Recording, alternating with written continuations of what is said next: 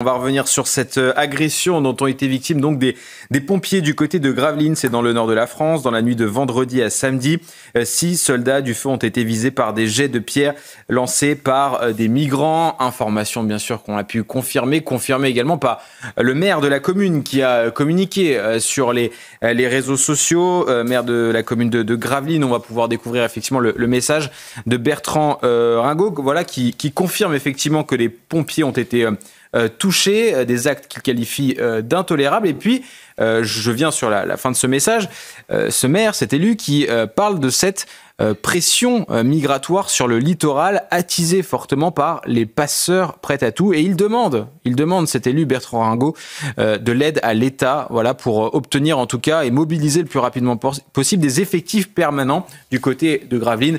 J'imagine que c'est un avis partagé par de nombreux élus des communes à proximité de Gravelines et qui subissent effectivement cette pression migratoire, Guérin. Le symbole est fort parce que les pompiers, ces héros du quotidien, sont attaqués par ceux qui profitent de notre hospitalité sans respecter nos lois. Ces actes de violence gratuite montrent l'échec total de la politique migratoire laxiste. Et par exemple, moi j'ai une question, que fait le Conseil constitutionnel ? Parce qu'il est si prompt à dégainer le principe de précaution, mais quand il s'agit d'immigration, là, il n'y a plus de principe de précaution.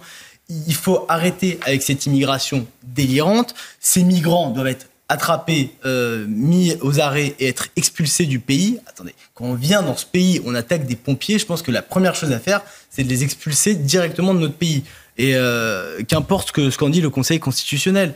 Et il y a un moment, il va falloir régler ce problème, parce que là, c'est des pompiers, mais les habitants aussi, l'insécurité dans cette zone qui est à côté de Dunkerque, de Calais. Oui. Tous les jours, les habitants se font agresser. C'est invivable, c'est absolument invivable, cette pression migratoire sur le nord de la France. Il faut que l'État fasse son travail. L'État, au lieu d'essayer... Et Gareth, je vous propose de découvrir les images, effectivement, qui ont été partagées notamment par l'eurodéputé du Rassemblement national Mathieu Vallet, des images effectivement. Alors là, on voit le message, voilà, de Mathieu Vallet. Il n'y a qu'en France qu'on voit ça sérieux. Bon, bien sûr, il soutient ces pompiers qui ont été agressés. Et puis on va voir les images, les photos, effectivement, de cette agression dont ont été victimes les pompiers. On voit des pare-brises fissurés, voilà, même certains carreaux cassés, voilà, de ce véhicule de pompiers.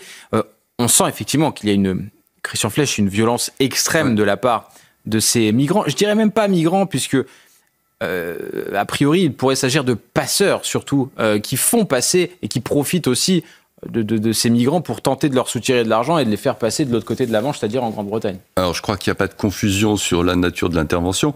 Mathieu Vallet-Lemay, il venait pour éteindre un feu de bateau. Oui. Ils sont avec des véhicules, ils sont avec des uniformes qui montrent bien que ce ne sont pas les forces de police ou de gendarmerie qui sont là pour intervenir et les gêner. Ils sont là pour intervenir, pour sauver des gens.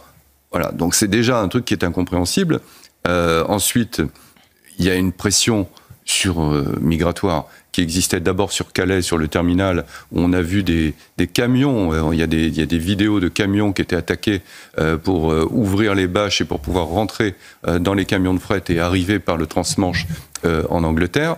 Ça a abouti à des systèmes où il y avait à la fois des CRS, mais en même temps des barbelés, des clôtures de protection. Donc manifestement, ça s'est décalé maintenant sur les plages, et où on voit des embarquements dans des bateaux. Il y a énormément de policiers et de gendarmes qui sont en permanence mobilisés. Voilà. Donc, regardez bien la dégradation des choses. On se met quelques années en arrière, une voiture de gendarmerie serait passée, serait fait agresser, scandale. Aujourd'hui, c'est quasiment la normalité. C'est regrettable, c'est pas bien, mais on en parle à peine, ou si on en parle. Il faut que ça soit les pompiers. Les pompiers qui ont encore effectivement l'image, les soldats du feu, c'est pas que les soldats du feu, ils interviennent sur les accidents de voiture, sur les accidents, enfin... Vous voyez la dégradation où on en est pour commencer à se dire c'est choquant, alors que... Vous voulez dire qu'aujourd'hui on a un peu baissé les bras finalement Parce qu'on a banalisé les forces de police qui interviennent, qui se font insulter et caillasser. On a l'air de considérer que, bah oui, c'est comme ça, c'est bien désagréable, mais c'est comme ça. Non. Non, mais les infirmiers, les médecins qui se font agresser, les policiers, les gendarmes... Mais limite, maintenant, les professeurs, c'est devenu normal. Les professeurs... Garenne, tout à l'heure, de façon un peu brutale, soulevait un vrai sujet. C'est-à-dire en disant que fait le Conseil constitutionnel.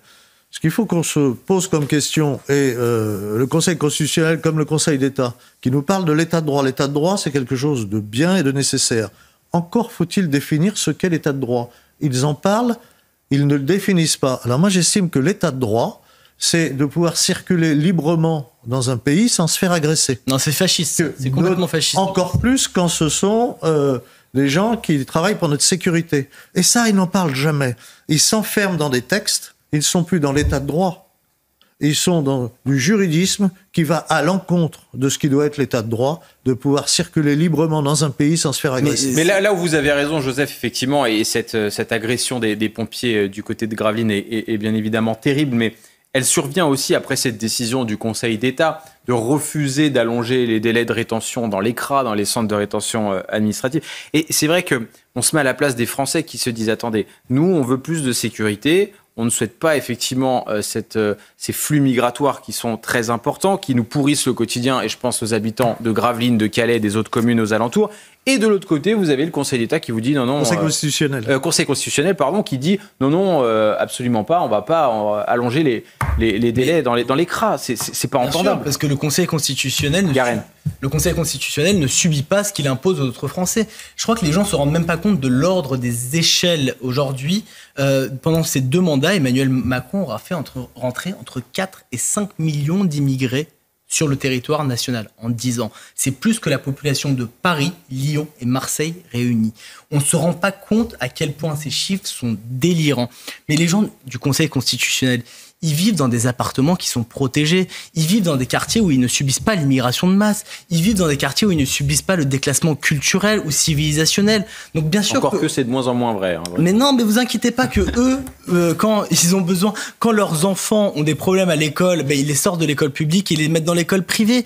Ils font jouer la carte scolaire. Ils trichent sur tout pour ne pas vivre ce qu'ils imposent aux autres Français. Et c'est pas que le Conseil constitutionnel, c'est aussi les membres du Conseil d'État, c'est aussi les ministres, c'est aussi les socialistes, c'est aussi les gens de la France insoumise. Tous ces gens qui imposent une immigration de masse qui est en train de détruire ce pays ne vivent pas avec. D'ailleurs, ça se voit très bien. Regardez les photos d'Europe Écologie Les Verts quand ils font une réunion publique ou de la France insoumise. Il n'y a pas de diversité. Ils sont entre eux, mais ils imposent aux Français qui sont dans les campagnes, ils imposent une immigration qui est... Avant, l'immigration, c'était dans les grandes villes. Maintenant, les villes moyennes. Et maintenant, les petites villes. Ils imposent des centres d'accueil pour clandestins partout. Ils imposent des centres de crack. Maintenant, il y a des centres de crack partout dans les grandes villes. Mais eux ne vivent jamais avec ça parce qu'ils ne vivent pas avec les conséquences de leurs choix politiques. Christian Flech. Moi, je pense que le vrai problème, il n'est pas tellement de la durée bien sûr, des jours en détention. Il est en rétention, pardon. Et il est de savoir si on est capable de renvoyer un étranger dans son pays. Et dans beaucoup de cas, on n'est pas capable. Et donc, j'ai lu rapidement un papier hier de François-Noël Buffet qui disait que c'était un rapport de force qu'on devait avoir avec le pays. Donc, il peut y avoir des sujets que vous évoquiez sur l'aide au développement. Ça peut être un sujet du donnant-donnant. Enfin, aujourd'hui, l'Algérie, c'est un cas particulier puisqu'on est en vraie tension. Mais il y a beaucoup de pays qui refusent d'admettre des nationaux, même parfois, alors que la France est capable de prouver qu'ils ont un passeport de ce pays-là. Mais Christian, peut-être qu'il faudra arrêter de faire entrer 500 000 immigrés par an dans le pays aussi. Ouais. Avant d'essayer d'expulser, il faudrait peut-être arrêter le flux qui est délirant. Je ne sais pas si les gens se rendent compte que c'est 500 000 immigrés par an dans ce pays. Il faut arrêter le flux en plus. Et Christian, on va écouter Michael Pakanowski qui était avec nous tout à l'heure. Il est le président du syndicat des pompiers SPACE10 CFTC. On revenait avec lui sur cette agression, mais vous allez voir ce que nous dit Michael, et c'est très intéressant, c'est que c'est une agression parmi tant d'autres auxquelles font face les pompiers au quotidien. La problématique exactement, c'est que les pompiers sont agressés régulièrement. Il faut se rendre compte qu'on est à peu près à 4 agressions par jour en moyenne, 1500 à l'année.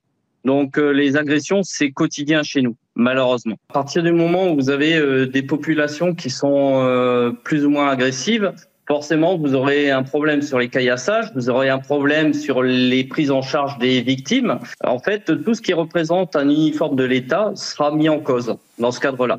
Et vous allez voir, les chiffres sont parlants, puisqu'effectivement, on a recensé le nombre d'agressions dont sont victimes les sapeurs-pompiers. 2020, 1764.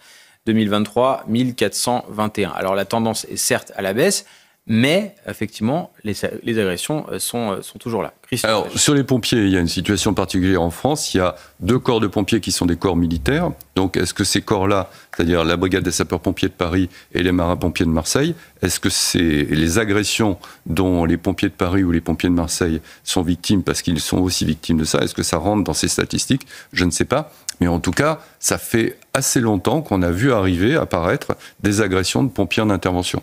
Voilà. Moi, j'ai souvenir, il y a une vingtaine d'années... Ils sont parfois escortés par des forces de l'ordre. Qui sont à la cause de ça... Pour intervenir. Moi, j'étais en Seine-Saint-Denis il y a un moment. Donc, j'ai vu, pour la première fois, un pompier en intervention prendre un coup de barre de fer sur son bras, avoir une blessure au bras. Voilà. Et ensuite, les pompiers, comme c'est des corps militaires, ils ont maintenant des opérations pour intervenir dans le cas de violences urbaines, notamment, avec une formation et un accompagnement de policiers, jusqu'au jour où, à force d'attendre l'accompagnement de sécurité, il y aura peut-être un décès qui sera dû au fait qu'ils ont pris un retard pour assurer leur sécurité, parce qu'il n'y aura pas eu de force disponible à ce moment-là. Oui, vous parlez de la sécurité et de l'accompagnement dont bénéficient les pompiers. C'est vrai qu'aujourd'hui, ils se déplacent, c'est dans les quartiers, il faut qu'ils se déplacent avec des forces de l'ordre pour pouvoir intervenir. Là, en l'occurrence, c'est des migrants à bateau au feu. Ils sont obligés d'être accompagnés par des forces de l'ordre. Donc, c'est vrai que ça devient compliqué, effectivement, si on doit à chaque fois avoir des forces de l'ordre et des pompiers qui travaillent main dans la main, parce que malheureusement, on le sait, la plupart sont en sous-effectif. Oui, ce qui est intéressant dans cette baisse, et c'est bien qu'il y ait une baisse, c'est parce qu'avant, les pompiers pouvaient intervenir n'importe où, sans qu'il y ait la moindre agression. Il y avait un respect pour le travail admirable qu'ils font. Et aujourd'hui, il y a des endroits avec... Quand on a des zones de non-droit qui sont contrôlées... Mais Joseph, petite parenthèse, juste, et je vous laisse finir. Ce qui est valable pour les pompiers, et je prends l'exemple des journalistes qu'on connaît bien, mais c'est valable aussi pour les journalistes. Aujourd'hui, les journalistes doivent être accompagnés par des agents de sécurité sur le terrain pour pouvoir travailler. C'est exactement la même chose que pour les pompiers. Les journalistes, les médecins... les infirmières. Il y a 2 choses. Il y a des zones de non-droit, c'est-à-dire des quartiers qui sont contrôlés par d'autres, où on ne peut pas dire qu'il n'y a pas d'ordre. Il y a un autre ordre, avec d'autres autorités qui ne sont pas les autorités de la France, qui ne sont pas les autorités de notre pays. Et puis, il y a les événements. Alors, les journalistes ne peuvent pas plus aller librement dans ces zones de non-droit. Mais rappelez-vous, il y a quelques années, un garçon qui faisait de la photographie, qui était allé dans une banlieue, il photographiait des réverbères parce qu'il faisait une étude d'architecture, etc. Il s'est fait tuer. Ils l'ont tué parce qu'il photographiait des réverbères, parce qu'il était rentré dans la zone où, pour eux, ils n'avaient rien à faire. Et puis récemment, vous avez une équipe de CNews qui a été agressée à la Gaîté Lyrique par des migrants. Vous avez, voilà, alors les quartiers, les zones où il y a les migrants, les migrants qui sont des délinquants, ces délinquants qui ont attaqué les pompiers. Puis vous avez les phénomènes de groupe et de masse. Vous avez des manifestations où vous ne pouvez pas être un journaliste indépendant sans vous faire agresser. Je pense à toutes les manifestations Place de la République faites par l'extrême gauche. Si CNews arrive, ces gens qui sont pour la liberté... on ne le dit pas, vous doutez, Joseph. C'est impossible. C'est un vrai sujet fondamental sur notre société. Quand on regarde notre histoire, ces mouvements révolutionnaires ne sont jamais arrivés au pouvoir par la démocratie, c'est-à-dire par... une expression normale on peut avoir des désaccords, et c'est légitime, mais c'est toujours par la force et la violence et par la terreur. Attention à ce qu'on est en train d'accepter de construire dans notre pays, surtout quand on voit que la terreur islamiste est en train de s'allier avec la terreur gauchiste. Moi, j'ai un cas anecdotique, c'est le réparateur d'ascenseurs. Il demandait une protection de la police pour intervenir. Il en avait marre d'être agressé quand il intervenait pour des questions de sécurité dans une tour où il y avait un vrai besoin d'ascenseur. Oui, voilà, les exemples se multiplient. Et après, ils chouinent en disant oui, dans les cités, on est abandonnés. Ils sont pas abandonnés, au contraire. Aujourd'hui, les cités, c'est là où ils touchent le plus d'argent public. On abandonne les braves gens. Ah oui, bien sûr. Mais à cause de qui? À cause d'autres habitants de la cité qui empêchent. Beaucoup d'habitants subissent aussi la loi des narcotrafiquants. Mais bien sûr, mais ces narcotrafiquants, et pas que des narcotrafiquants, aussi de la racaille plus classique, du voyou, du gangster, n'importe quoi. Ils empêchent les réparateurs d'ascenseurs de venir. Après, ils disent oui, ma mère doit monter 12 étages à pied. Ben oui, déjà arrêter de casser les ascenseurs et deuxièmement, laisser les réparer. Ils laissent pas rentrer la police, ils laissent pas rentrer les pompiers, ils laissent pas rentrer les médecins, ils laissent pas rentrer les infirmières, parce qu'en fait, c'est là où vous avez tort, Joseph. C'est pas des zones de non-droit, c'est des zones de non-France. Parce qu'il y a un droit qui... Oui, j'ai dit que c'est un autre droit que c'est mis en place. Mais c'est même pas non-droit, c'est non-France. Il y a un droit, c'est le droit des racailles, c'est le droit des islamistes. Et d'ailleurs, il y a une alliance entre les deux qui est magnifique. Ils se tiennent tous les deux, l'un avec l'autre, l'un financièrement, l'autre par la foi. Mais aujourd'hui, il y a des zones de non-France où la France ne peut pas entrer. Pourquoi est-ce qu'on attaque des pompiers ? Les pompiers, c'est des gens qui sont là pour sauver des vies. Les pompiers, c'est pas des policiers, ils sont pas là pour vous arrêter, ils sont pas là pour même vous faire la morale, ils sont là pour éteindre des incendies, sauver des vies, des gens qui font des malaises, des crises cardiaques. Mais normalement, il n'y a pas de rapport de force entre des migrants et des pompiers. Sûr. Et pourquoi est-ce qu'on les attaque ? Parce qu'ils représentent la France. Parce qu'ils représentent le pays, la nation, la France, et donc... Parce qu'on les empêche de travailler, en l'occurrence, là, à Gravelines. Mais à Gravelines, ils y viennent éteindre des incendies de bateaux. Oui. Ça n'empêche même pas des clandestins de partir sur d'autres bateaux. Mais c'est juste parce qu'ils représentent la France, ils représentent notre nation, c'est pour ça qu'ils sont attaqués. Il y a une haine de la France qui est délirante chez ces populations. Mais, juste, Joseph, vous dites que ça ne les empêche pas de travailler. On y revient. Si ces pompiers se déplacent avec des forces de l'ordre, et si ces pompiers sont amenés à se déplacer pour éteindre un feu de bateau, les policiers vont arriver, et donc là, ça les gêne. Là, ça les gêne. Joseph, parce que les policiers, ils viennent pas simplement pour arrêter. Ils viennent pour protéger aussi. D'ailleurs, on a oublié, mais on les appelait les gardiens de la paix. Oui, c'est vrai. C'est-à-dire qu'ils permettent d'avoir sur notre territoire de la paix, qu'on puisse vivre tranquillement. Leur rôle, c'est d'arrêter le brigand, le méchant, le délinquant, de nous protéger. Alors, comme dans toute institution, il y en a qui sont meilleurs que d'autres, d'accord, mais globalement, l'institution, elle travaille pour la paix publique. Et ça, on l'a aussi oublié. Et refuser qu'ils puissent rentrer dans des territoires, dans des zones de la République, sans être en force, etc., c'est refuser que la paix puisse être sur l'ensemble du territoire.